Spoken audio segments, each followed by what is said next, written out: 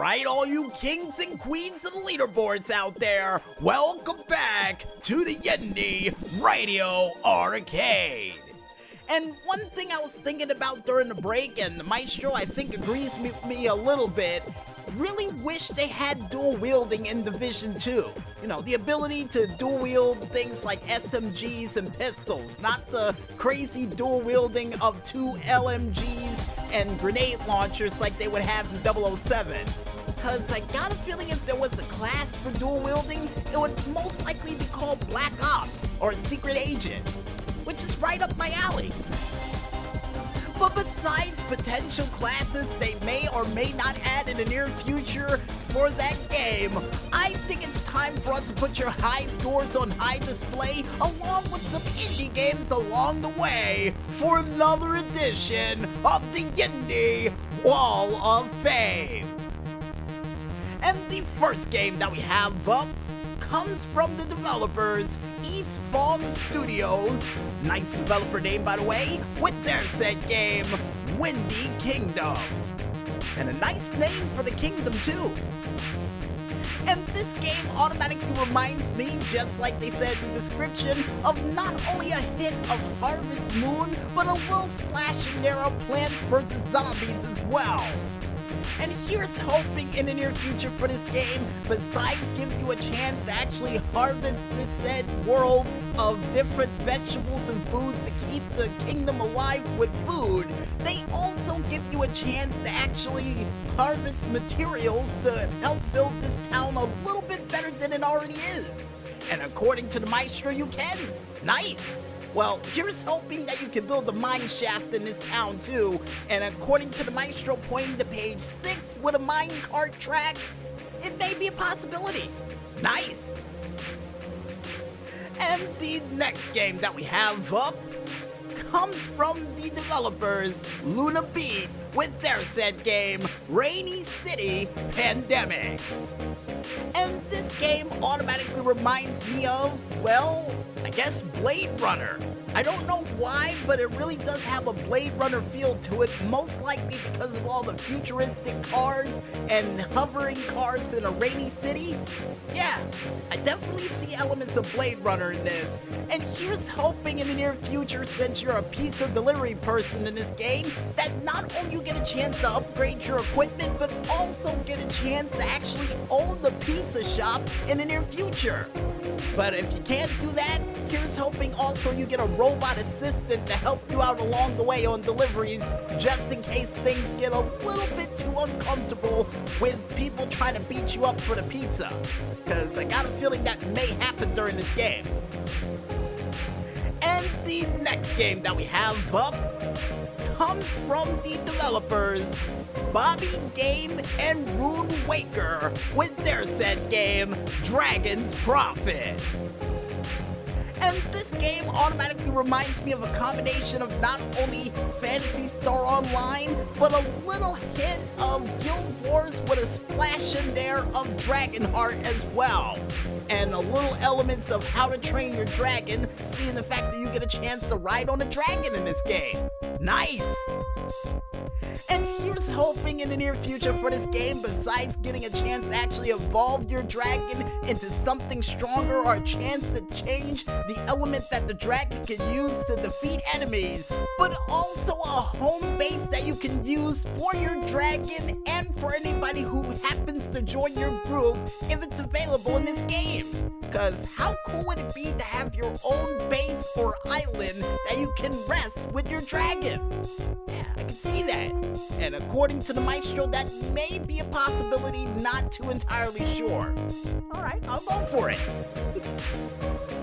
And the next game that we have up, besides dragons living on an island like something out of How to Train Your Dragon, comes from the developers Light Up with their said game, Prehistoric Dude.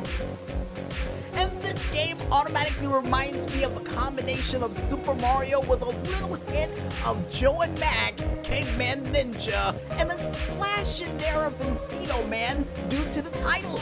Now, I don't know why, but yeah, Prehistoric Dude, I'm automatically thinking of Brendan Fraser with a pair of sunglasses on his head, just going around trying to get a Slurpee from a 7-Eleven. And here's hoping in the near future for this game that not only you get a chance to upgrade your equipment to take out stronger enemies, but you also get a chance to play this alongside with your friends.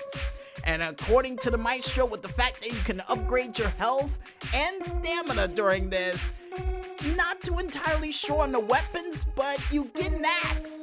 Alright, I can work with an axe, but why not a club? Usually cavemans use clubs. Well, I guess that's something we'll have to worry about in the future, folks, because the last but not least game that we have up for this week comes from the developers, Orontes Games, or Orontes? No, we'll go with the second one, with their set game, Drag. And this game automatically reminds me of a combination of Roll Cage with a little hint of Tycho RC and a splash in there of Rallycross as well. And here's hoping in the near future for this game, you get a chance to not only create your own track, but also the track has a tendency to decay over time depending on what side you race on and happens to fall apart during a race. And the reason why I say that is because one of the pictures had this giant oversized sky twist into the sky, and I got a feeling with enough racers exploding on that side of the race, it may take out the bridge. So here's hoping that happens. And the maestro would say, how in the world you would be able to finish the race if the bridge gets taken out? Well, I got a feeling that a little piece of the bridge might curve upwards to make a ramp to get you over. So yeah, that could be a thing. You know, something like out of Motorstorm Apocalypse or Destruction Derby Arenas. Making a new way for you to take out your opponents and have a little fun along the way. And with that said, folks, we now make our way on over to the high scores for this week. And the high score that we have up first comes from the gamer, General Pt.3. Hey, that rhymes. With his high score of 396,789, a part of the Genesis Mega Drive game of Contra Hardcore. Next high score we have up after that comes from ZPS with his high score of 190,160, a part of the arcade game of Same, Jap version, Same. A lot of sames in that title. Anyway, the next high score that we have up comes from the gamer known as Resident X1X with his high score of wow. And Maestro having a little bit of trouble reading this one, so gotta get my glasses on, with his high score of 549,106,644,390, a part of the PC game of Crimson Clover World Ignition under novice difficulty under its original settings. And I got a feeling that might be the highest high score that we had a chance to mention during the Indy Wall of Fame's history.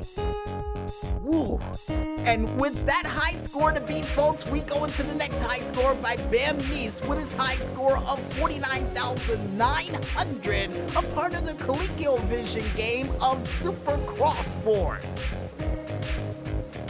Then you have the gamer known as Luch MDQ with his high score of 202,630, a part of the NES classic game of Arctic Adventure Level 2 Start. Next high score that we have up comes from Six with his high score of 21,790 from the video game from the Game Boy collection known as Konami GB Collection Volume 4 Frogger. Then you have Bam Neese once again with his high score of 121,800, a part of the Genesis Mega Drive game of Omega Rays. Next high score we have up after that, folks, comes from none other than Luigi Ruffalo with his high score of 28,695, a part of the Commodore 64 game of PC Quest for Tires. Next high score that we have up comes from Lark Quay with his high score of 41,350, a part of the Sega Genesis Mega Drive game of Zool. And as a matter of fact, I think I remember playing this game when I was in Virginia a couple years back. Not bad. Next high score that we have up after that, folks, comes from none other than Omar Gen with his high score of 5,200, a part of the Atari 2600 game of Chopper Command Game 3, One Life Only. And the last but not least high score that we have up for this week comes from the gamer known as Omar Gettin once again with his high score of 3,376,900, a part of the dedicated handheld game of My Arcade Mars. And if you guys want to go ahead and check out any other cool high scores that are currently coming through the Twitterverse as we speak, you can head on over to the Twitter page of one man only known as @HighScore, or head on over to their website known as highscore.com to win cool prizes for your high scores. And like we say all the time whenever we mention games and high scores in the same sentence, is a fair trade. And the high score that we have for this week, and I got a feeling it's gonna last till the end of this summer of RPG, comes from none other than Resident X1X with his high score of 549,106,644,390, a part of the PC game known as Crimson Clover World Ignition. And trust me, folks, I got a feeling that's gonna stay there for a long time, like we said before. And if you guys want to go ahead and check out any other cool games that are coming through the Steam Machine via the cargo ship, cargo plane, or even subterranean train that is currently rumbling underneath your toes, you can go ahead and check it out on the store.steampower page, only known as store.steampower.com, and just click ever so lightly on that upcoming button while clicking on that Indy button as well to check out a whole bunch of beautiful and magical games that will send you on an adventure far away from your very home without you leaving it. And according to the maestro, it will also get you some bonus points on your frequent flyer miles. How can that happen? Oh, because one game allowed you to go to Alaska. Right. And I guess with that said, folks, we might as well head back into this music one more time. And when we return, we'll be back with another edition of the $64,000 question right after a word from our sponsors.